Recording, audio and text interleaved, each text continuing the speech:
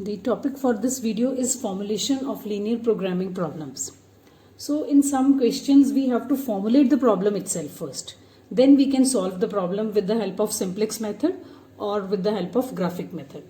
But how we have to formulate the linear programming problems, let us see with the help of one example. As you can see question number 3 here. So here a statement form question has been given in which it is written that vitamin A and C are found in two types of food products. So we have two food products X and Y in which vitamin A and C is available. 1 unit of food X contains 2 units of vitamin A and 3 units of vitamin C. If we talk about food Y, it contains 4 units of vitamin A and 2 units of vitamin C. Then the cost has been given for the foods. 1 unit of food X and Y cost rupees 5 and 2.5 respectively. The minimum daily requirements of vitamin A and C are given 40 and 50. So this is the minimum requirement for an individual.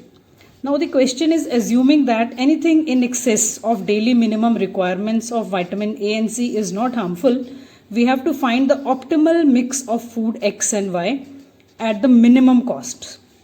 So this is our objective. What you have to do is we have to find an optimal mixture of these foods X and Y at a minimum cost. So minimizing the cost is our objective, which meets the daily minimum requirements of vitamin A and C. Now here we have to formulate the problem of linear programming. Now let's see how we can formulate this problem. So according to the question, there were two vitamins given in the question. So if we keep vitamin on this side, vitamin A and C, you can keep this vitamin on this left side also. It won't make any difference to our question or calculations. Then it was given in the question that there are two types of foods also, food X and food Y. So you can keep the food on this side also.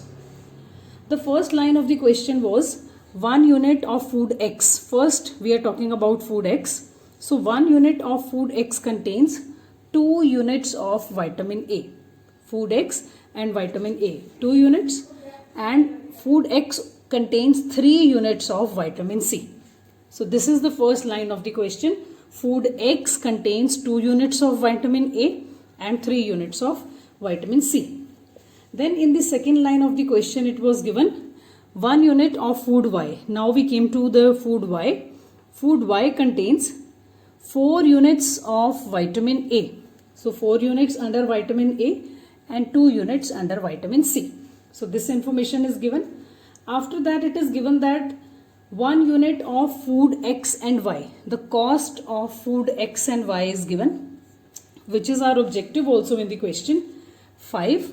Food X has the cost of 5 rupees and food Y has the cost of 2.5 rupees per unit.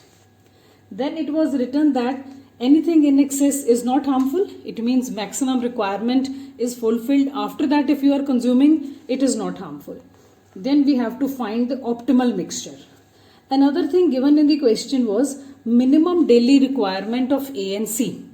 Minimum daily requirements. So we can write here because we have to write in front of A. So we can write below the minimum daily requirements of vitamin A and C have been given. Minimum daily requirement means at least this much is required. If you are consuming more than that, it is not an issue, but the minimum requirement is 40 and 50. So this is the question. Now from the question we have identified that our objective was to minimize the cost. So this is the cost. So we have find out that our objective is to minimize. So question we will be creating. First of all we have to see what is our X and Y. So X, we will say that let the units of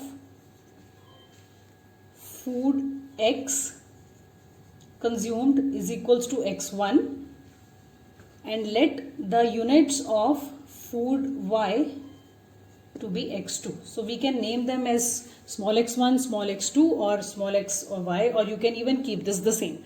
In this question it is given xy, sometimes it can be z, x. So you can just give them the names according to your requirements. So but you have to specify that what you have assumed x1 and x2. Now we will start with minimize z because we know that our objective is to minimize the cost. So minimize z is equals to, this cost has to be minimized.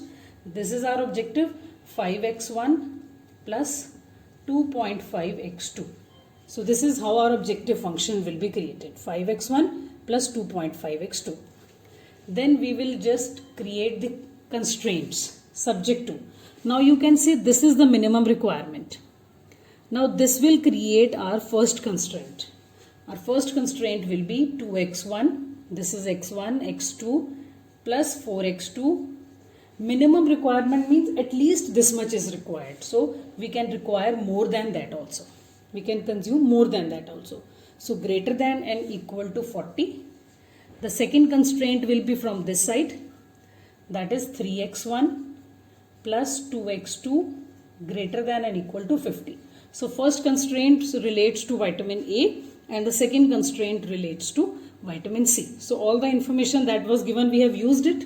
In the last you will write whereas x1 and x2 are greater than and equal to 0. Now our linear programming equations, our linear programming question has been formed up. Now you can solve this question either by the graphic method or through the simplex method. Let us see one more example related to the formulation. You can see question number 14 over there. A manufacturing firm has 2 machines. So 2 machines are there, each of which can produce 3 products. So 3 products are there. So this table has already been created. So in some questions you will see the table that we created in the question. Sometimes it is already there. So we have 2 machines. So they have kept 2 machines over there. X1, X2 they have named it. And 3 products A, B and C has been kept over here. However, the proportion in which products are produced in different each machine, and so are the machine's operating cost. So costs are also different, and the proportions in which the products are produced are also different. So data on production per hour and cost together on the current order is given. So now you can see orders on the hand has been given, operating cost has been given. So what we have to do is, where is our objective?